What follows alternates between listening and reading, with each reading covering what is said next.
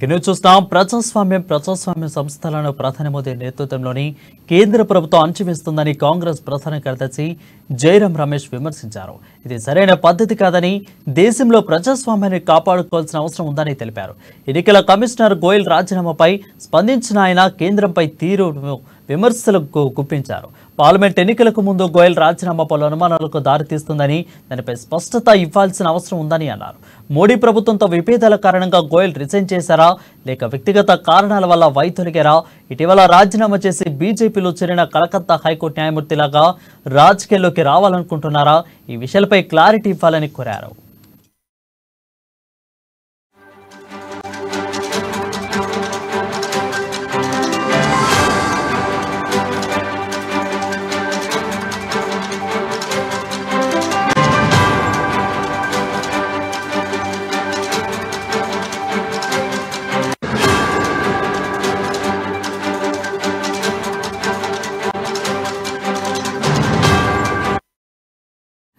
చూస్తున్నాం. ప్రజాస్వామ్య సంస్థలను ప్రధాని మోదీ నేతృత్వంలో కేంద్ర ప్రభుత్వం అంచమేస్తుందని కాంగ్రెస్ ప్రధాన కార్యదర్శి జైరాం రమేష్ అన్నారు.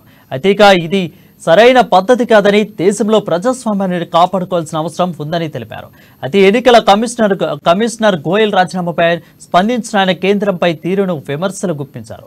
పార్లమెంట్ ఎన్నికలకు ముందు గోయల్ రాజీనామా పలు అనుమానాలకు దారితీస్తుందని, దానిపై స్పష్టత ఇవ్వాల్సిన అవసరం ఉందని అన్నారు. మోడీ ప్రభుత్వంతో విభేదాల కారణంగా గోయల్ రిజైన్ చేశారా, లేక వ్యక్తిగత కారణాల వల్ల వైదొలిగారా? ఇటీవల రాజీనామా చేసి బీజేపీలో చేరిన కలకత్తా హైకోర్టు న్యాయమూర్తిలాగా రాజకీయాల్లోకి రావాలనుకుంటున్నారా? ఈ విషయాలపై క్లారిటీ ఇవ్వాలని జైరాం రమేష్ కోరారు.